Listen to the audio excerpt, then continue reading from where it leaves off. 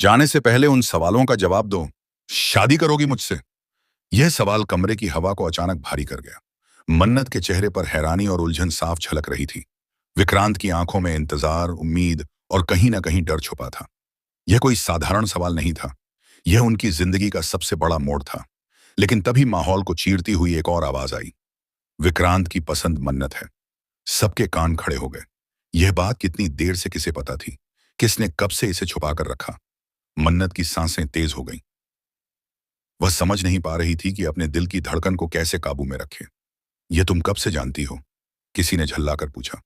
जवाब के इंतजार में कमरा और सन्नाटा भरा लगने लगा। तभी एक कड़वी आवाज गूंजी। वो कुड़ी मनहूस है। जब से हमारी जिंदगी में आई है, सब कुछ बर्बाद हो रहा है। पहले बॉबी गया, फिर मल्लिका, ऐश्वर्या और अब विशाखा खान तक। हर किसी की जिंदगी अंधेरे में डूब गई। ये आरोप सुनकर मन्नत की आंखों से आंसू छलक पड़े।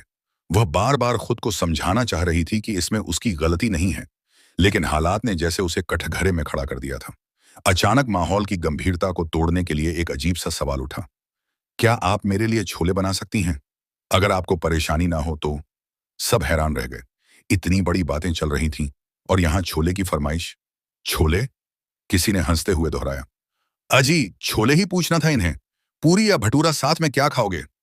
वातावरण में हल्की सी हंसी गूंजी, लेकिन मन्नत का दिल अभी भी भारी था। उसने धीरे से कहा, ठीक है, छोले बना दूंगी। रियली आप छोले के बारे में बात करना चाह रहे थे? किसी ने चुटकी ली।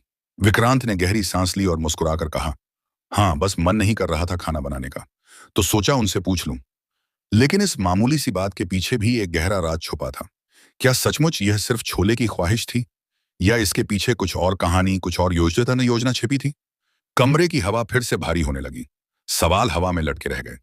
क्या मन्नत और विक्रांत की राहें सचमुच जुड़ने वाली हैं, या ये सब एक नए तूफान की आहट थी? हर मुस्कान के पीछे डर था। हर शब्द के पीछे छुपा राज था। मन्नत ने महसूस किया कि यह कहानी सिर्फ शादी और छोले तक सीमित नहीं है। इसमें बहुत गहरे रहस्य हैं, जिनका पर्दाफाश होना अभी बाकी है। और शायद असली खेल तो अब शुरू होने वाला था।